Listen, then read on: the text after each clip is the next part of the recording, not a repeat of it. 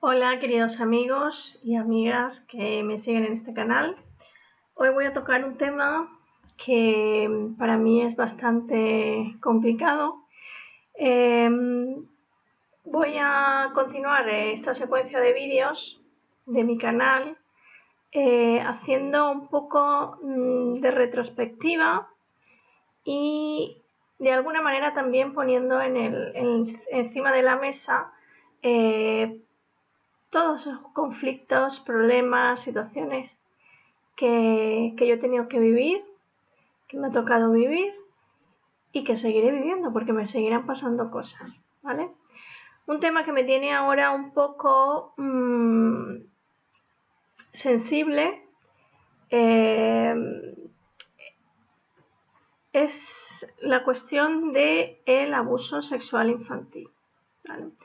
Es un tema bastante duro, bastante complicado y en estos días de cuarentena en el que el mundo entero están encerrados en sus casas, pues creo que se está yendo un poco de las manos el asunto y estamos presenciando la gente que nos movemos en grupos y estamos siempre metidos un poco en los problemas de las otras personas, nos tocan de manera profunda todas esas situaciones que se están viviendo de violencia tanto infantil como violencia de género y violencia pues doméstica.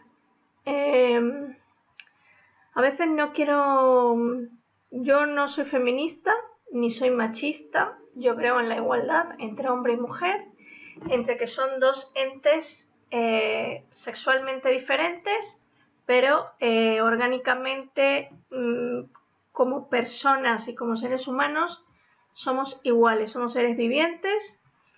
Me igualo a un animal, no creo que yo sea superior a un animal, ni creo que ni siquiera una hormiga pueda ser superior a mí ni yo superior a ella. Creo que somos seres vivos de diferentes dimensiones, con diferentes tamaños, pero que tenemos la misma meta, que es construir y vivir y seguir existiendo. Y bueno, pues como comentaba, en estas circunstancias, viendo que estamos pasando por esta situación en la cual hay niños que están encerrados con sus maltratadores, con sus violadores, que muchas veces suelen ser sus padres. Ya no voy a generalizar en el sexo masculino, porque como os digo, yo creo en la igualdad y que no hay hombres malos, sino ni los hombres son todos malos, ni las mujeres son todos malos, solo hay personas malas, ¿vale? Tanto hombres como mujeres. Pues este es un tema que quiero abordar en una serie de vídeos bastante largos y me voy a mojar mucho porque es un tema que me toca personalmente, me toca íntimamente y por tanto quiero abordarlo con la mayor rigurosidad posible. Espero que me acompañéis en todos estos vídeos. Si has llegado aquí a este canal o a este vídeo porque has vivido un episodio de abuso sexual infantil o violación, porque tenemos también que tomar en cuenta que una cosa es el abuso sexual y otra cosa es la violación, ¿vale? El incesto, que le llaman incesto, que es una palabra que no puede ni siquiera describir el horror que pasa un niño o una niña violada por un degenerado. ¿Cómo se le puede llamar incesto? O sea, es una palabra que como que no dice nada. Es una palabra que está como el mundo callado ante la perversidad más grande que le puede pasar a un ser humano. Porque mirar, si a ti te matan, tú ya no sufres. Pero si a ti te violan y te maltratan siendo un niño, tu vida está destrozada, está destruida para siempre. Para siempre si no lo trabajas. Para siempre si no logras salir del hoyo en el que te han metido sin tú querer. Entonces le llaman incesto a uno de los crímenes más horribles que puede cometer un ser humano hacia un niño, hacia un ser inocente, inválido prácticamente, que no se puede defender. Es la peor violencia que puede existir en el mundo, es la violación a un niño, el maltrato sexual, el maltrato psicológico. Creo que son las grandes víctimas, somos los que hemos sido niños maltratados de esa manera. No maltratados, yo no, en mi caso no he vivido maltrato familiar, pero sí he vivido abuso sexual. Entonces, es un tema que voy a tomar muy en serio, muy rigurosamente, y espero que me podáis acompañar. Voy a comenzar con mi propia experiencia, que os la voy a ir contando. En otros vídeos he contado parte de mis trastornos, porque todos vienen asociados a lo mismo. Todos tienen la misma raíz, ¿vale? Es muy difícil que un niño que ha sido abusado sexualmente o que ha sido maltratado o violentado sexualmente pueda ser una persona normal en el futuro, ¿vale? Entonces, voy a contar mi experiencia porque una de las cosas que tiene que hacer una persona adulta en vista de estos recuerdos, tiene que hablarlo, tiene que abrirlo, destaparlo, y yo te invito a que lo hagas, como lo voy a hacer yo en este momento. A ver, yo os cuento. Cuando eres niño, esta situación la vives, o en mi caso, como fue mi caso, yo tuve una infancia muy buena hasta ese abuso sexual. Luego me convertí en una niña un poco perturbada, pero seguía, se puede decir, siendo una niña obediente, tenía buenas calificaciones en teoría. A partir de la adolescencia, porque el abuso se dio, yo tendría aproximadamente unos 7-8 años, no lo recuerdo totalmente, y mi vida fue pues relativamente normal, lo que yo creía. Mi adolescencia fue una adolescencia bastante entre tranquila, pero las cuestiones sexuales me perturbaban mucho, ¿vale? Y hasta los 15 años, que se supone que era una edad normal en la que todas tus amigas ya habían tenido sus primeras experiencias, pues allí cuando yo la tuve. Luego después de allí, porque las cuestiones del abuso sexual traen una cantidad de secuelas, una cantidad de problemas psicológicos y psiquiátricos que son bastante perturbadores. Entonces yo, a raíz de mi primera relación sexual y de las siguientes, ya mi sexualidad era bastante perturbadora, ¿vale? Yo creía que era normal hasta que a los 25 años tuve en esa sensación de sentirte con la vida como que no eres feliz. Hay una honda cicatriz dentro de ti que no para de dolerte y el alma te duele, llevas ansiedad, llevas estrés, no tienes ganas de estudiar, no tienes ganas de nada. Yo era una persona, aparte, era como muy ciclotímica, tenía depresiones y tenía momentos de euforia. Yo hasta los 25 años no recordé los episodios del abuso, y cuando tenía 25 años llegó un momento de inflexión en mi vida en el cual yo tenía que sanar, o tenía que ver qué me pasaba, y estuve en aproximadamente un mes que di un parón en mi vida total y absoluto, y me dediqué a meditar.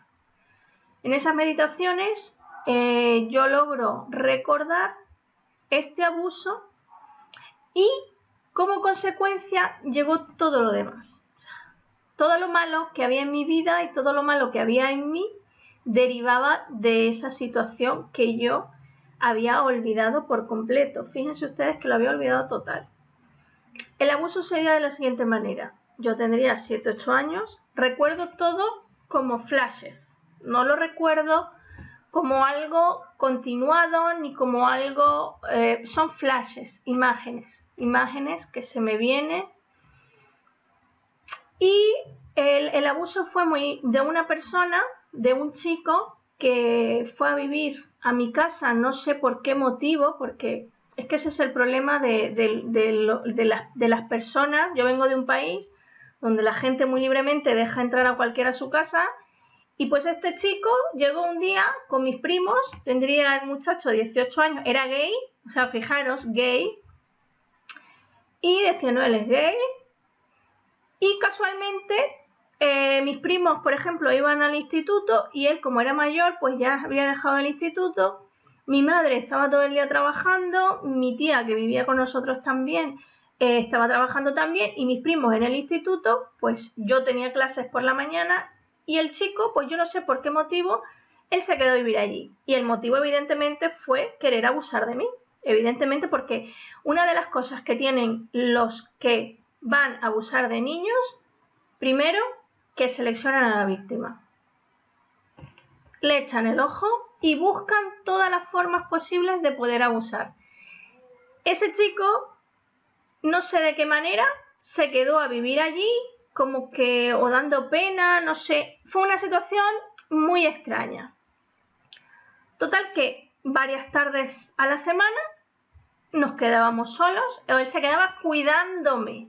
Mirad, ay, para que la cuides, ¿no? Pues yo tenía 7, 8 años, estaba mi otra hermana más pequeña, que gracias a Dios no la tocó. Mi hermana era más pequeña, yo tendría 8, ya tendría 5, no era mi hermana, era conmigo. Existieron tocamientos, me tocaba mis partes, me hacía que le tocara las suyas. No lo sé recordar si me hizo que le hiciera las felaciones, no lo recuerdo. Yo solo sé que me acuerdo de que me hacía que le tocara, me tocaba, y todo eran tocamientos, y ese abuso pues reiterado 3 meses. Al transcurso de esos 3 meses o 2 meses, no lo sé qué tiempo pasaría, esto en mi cabeza, él aparece con otra persona. Esa misma tarde, que él se queda al cuidado de mí, aparece con otra persona. Un hombre bastante mayor, tendría 60 años, no se me olvida la cara.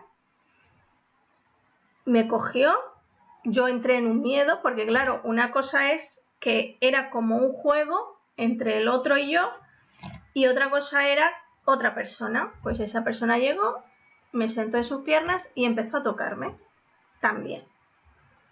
O sea que no solo abusó de mí, sino que se buscó otro compinche para abusar también. Pues se ve que estas dos personas o tenían una relación, no sé qué es lo que eran, y abusó de mí, el hombre me tocó, era para tocarme, todo eran tocamientos.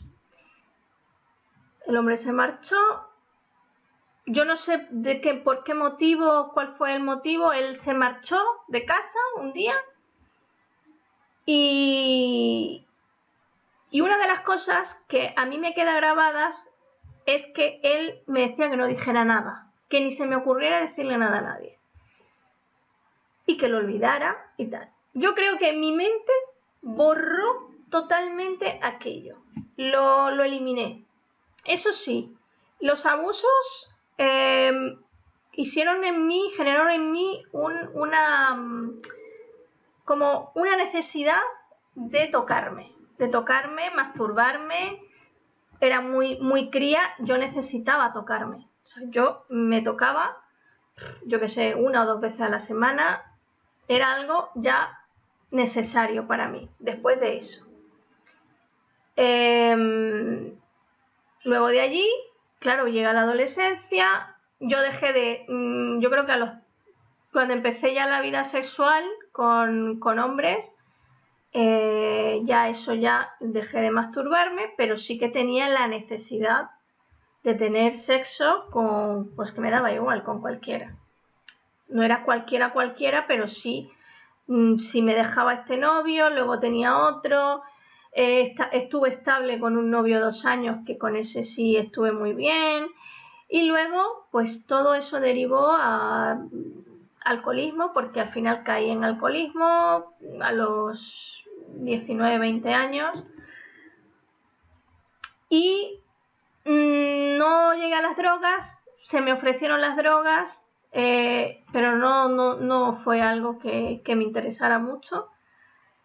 Pero sí, el alcohol sí tuvo una parte de mí. ¿Qué pasa? Que yo estaba muy joven, yo bebía como bebe todo el mundo los fines de semana, pero ya era una necesidad, que yo entre que estudiaba y trabajaba, pues yo lo necesitaba. Luego cambio de país a los 20 años y llego a un país nuevo, y entonces en eso de estabilizarme, pues estás también en un país donde la gente le gusta mucho la juerga, y trabajaba, pero todos los fines de semana de juerga.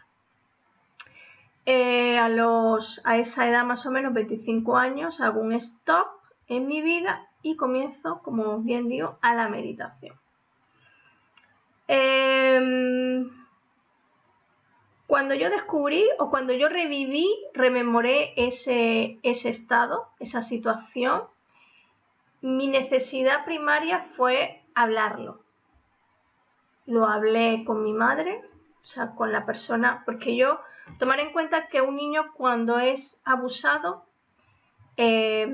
siente que su madre lo ha abandonado, que su madre lo ha dejado solo, y que lo culpas a tu madre o a tu padre, sea quien sea, le culpas de ese daño que está allí, que inconscientemente está allí, que te han hecho, ¿vale? Entonces, yo estuve casi toda mi adolescencia, hasta mi juventud, mi madre me molestaba, le gritaba, tenía mal genio con ella, era muy rebelde con ella, sobre todo con ella, quería hacerle daño, la insultaba, le decía cosas horrendas, pero por esa creencia que yo tenía en mi interior de que mi madre era culpable también de lo que me había pasado. A raíz de todo eso, evidentemente tú no eres una persona normal. Yo estaba totalmente obsesionada con el sexo, con un pene, o sea, yo era una persona obsesionada. Pintaba penes por aquí, o sea, una niña totalmente perturbada. Yo recuerdo que yo tenía un grupo de amigas que casualmente alguna de ellas había vivido algo parecido a mí, y esto no es que nos hayamos juntado y nos lo hayamos contado, no, nos lo contamos mucho después, ya cuando ya no estábamos juntas en el instituto y ya no estábamos juntas en el colegio, pero siempre tenía más afinidad con aquellas niñas que también que eran parecidas a mí. Y normalmente no éramos buenas juntas para nadie, no éramos apropiadas para ser amigas de las niñas buenas, de las niñas que no tenían problemas y de las niñas que hacían todo lo que sus padres le decían. En mi caso no, porque yo, evidentemente, después de ese abuso, ya no era una buena persona, no me sentía merecedora de nada, llevaba mucha culpa, mucha ansiedad y mucho estrés. Mucha soledad, sobre todo porque tú te sientes solo, eres un niño totalmente abandonado. Luego de allí empezó mi trabajo de verdaderamente buscar una curación, una sanación interior de todo esto, y una de las cosas que me ayudó muchísimo, y lo recuerdo totalmente porque cuando yo reviví ese recuerdo fue como ver la luz. Yo estaba esa noche en mi cama pensando, viendo mi pasado, y apareció apareció ese episodio, todo aquello. Y cuando yo descubrí aquello fue para mí como que se abrió una luz en medio de la oscuridad y ahí estaba la raíz de mucho de lo que yo llevaba por dentro, de mucho de ese sufrimiento, de todo ese dolor, de esa carga tan dura, de ese peso tan pesado, de esa culpa tan grande. Y recuerdo que para mí fue increíble. Y como os digo, mi primer paso fue contárselo a mi madre lloró conmigo, me pidió perdón, yo también le pedí perdón por todo lo que había sucedido y el por qué. Y fue bastante emotivo.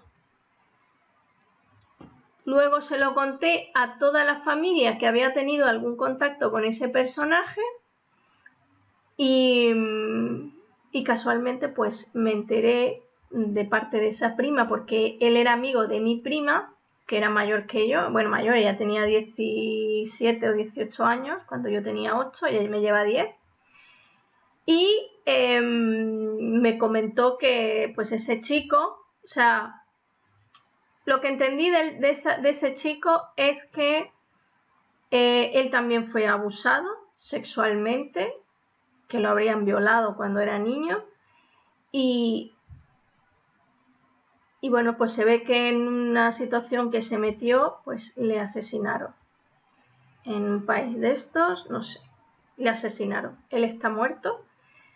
A todas estas que yo hice un gran trabajo de perdonar, de sanación, que ha sido bastante complejo y bastante complicado porque no ha sido fácil para mí tener una relación emocional, sexual, realmente plena, si se puede decir. Yo el sexo con los hombres era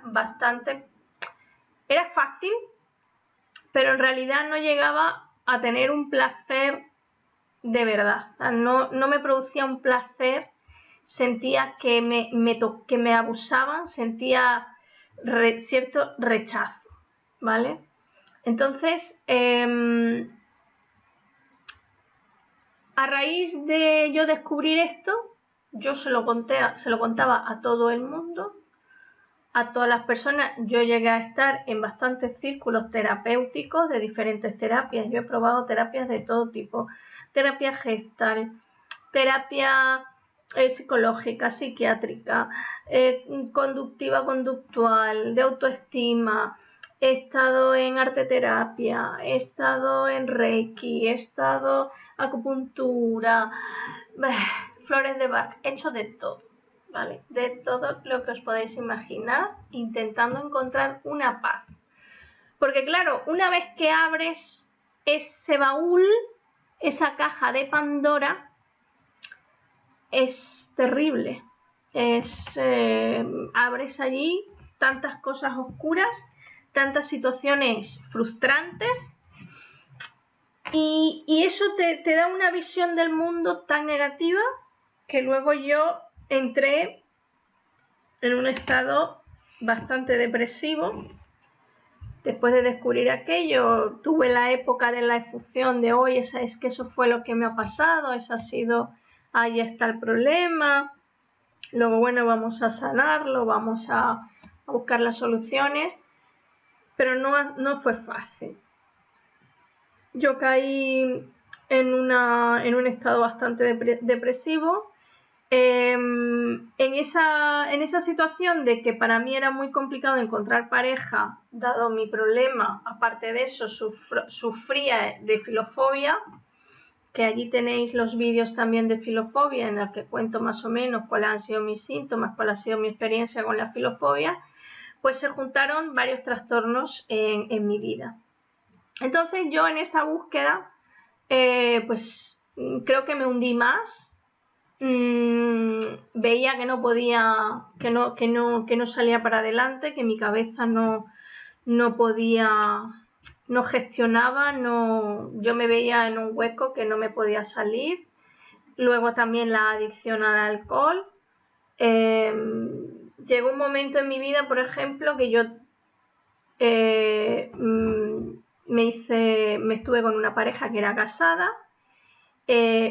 por la comodidad de una persona casada no te exige nada, no te exige sexo todos los días, no te exige atención todos los días, pero sobre todo lo del sexo, ¿no? Todos los días, el amor, el cariño, todo eso todos los días, eso a mí me producía angustia.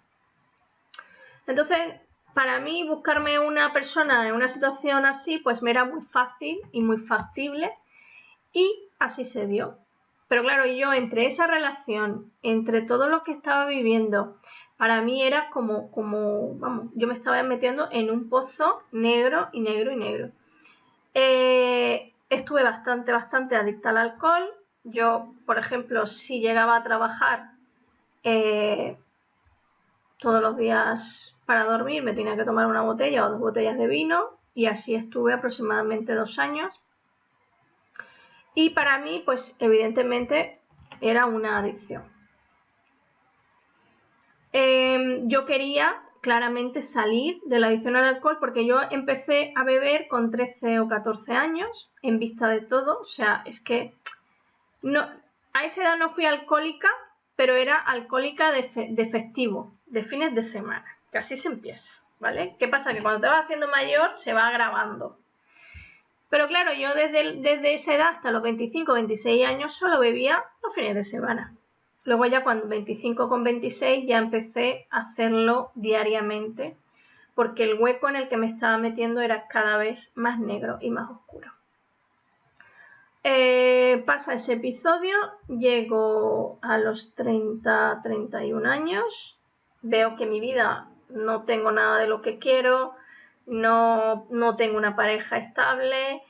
Al final logré conseguir separarme de esa persona. Me costó mucho, pero al final lo conseguí. Empecé a tener episodios muy extraños con personas muy raras, y veía que mi vida, a medida que iba creciendo en edad, se iba convirtiendo cada vez más complicada y se iba haciendo cada vez más difícil. Y empiezo nuevamente una búsqueda de esa paz, de esa sanación, de encontrar, y me embarco pues en caminos, me meto en la nueva era, tal, bueno, y hacía viajes a sitios locos he estado con los islamistas, con los budistas, con medicina china, he ido a parar en Venezuela donde los brujos, he estado en Cuba con curanderos. ¿Dónde no habré ido yo buscando una salvación, una sanación, un cierre de ese daño que me estaba? Porque es una depresión, es como una tristeza que no la puedes controlar. O sea, te hunde, te va hundiendo y te va comiendo, y cada día ves que en lugar de hacer algo, de que tu día sea productivo, es que no puedes hacer nada, te va inhabilitando. Total, que bueno, pues más o menos esa ha sido mi historia. Y bueno, es mucho más larga, claramente, porque han pasado más años, pero yo la quiero contar como un preludio de lo que yo voy a continuar hablando, porque a medida que yo he ido caminando en esta búsqueda de esa sanación, he conocido en muchos círculos terapéuticos múltiples situaciones de otras personas que han vivido violencia y abuso sexual infantil, y aparte de eso he sido testigo de una niña abusada. Testigo me refiero a que he tenido que declarar en un caso de pederastia, que yo espero que algún día esto se resuelva. Aparte, tuve que conocer de muy buena, he tenido que vivir, ver una sobreviviente de violación múltiple, una niña de 12 años, que su cara no la logro borrar de mi mente. No se me ha olvidado su cara. O sea, esa niña yo la llevo conmigo como algo que no logro borrar. Una imagen muy dramática. Y fue una situación que también me ha dado y me da casi siempre la fuerza para testificar, para testimoniar, para hablar de esto, para hablar de la pederastia, para hablar del incesto, para darle voz a la violencia, para darle voz a que la violencia contra los niños, contra la juventud, contra las mujeres, sobre todo, que somos las más maltratadas, existe, es una realidad, está patente, está vigente, no lo quieren, los gobiernos no quieren abrirlo, no quieren,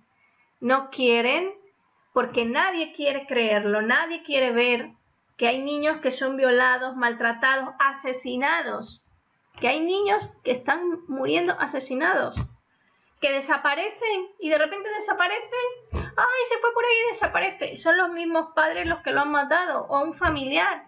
O sea, la violencia intrafamiliar contra los niños es increíble y sucede en nuestras casas. Los niños son unas víctimas y está pasando en las casas, está sucediendo en todos los lugares del mundo. A cada minuto están abusando a un niño, están violando a un niño. Y evidentemente si no hablamos, las víctimas, si no lo contamos, los que lo hemos vivido de primera mano, no va a dejar de pasar. Tenemos que poner unas pautas, tenemos que hacer unas leyes que protejan a los niños de todas estas situaciones. Yo creo que la tecnología va a ser primordial y vital en este trabajo. Yo voy a continuar esta serie de vídeos hablando y continuando con más del tema, porque hay mucha tela para cortar y hay mucha tela para tejer y hay mucho que hay que seguir sacando, porque la situación del abuso, el delito, no se queda allí. La persona, el niño sobreviviente, continúa viviendo la vida destrozado psicológicamente, destrozado como ser humano, y no estamos haciendo nada. El caso de pederastia que yo he vivido, que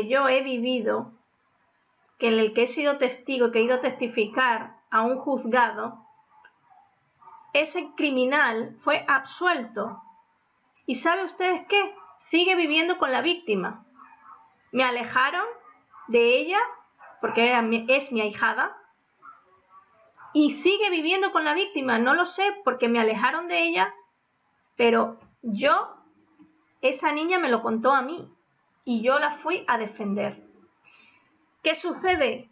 Que estos casos se archivan, no existe, nadie los quiere ver porque los niños mienten, porque los niños son mentirosos, porque mi marido no es capaz de hacer eso, porque fulana no es capaz, porque eso es mentira.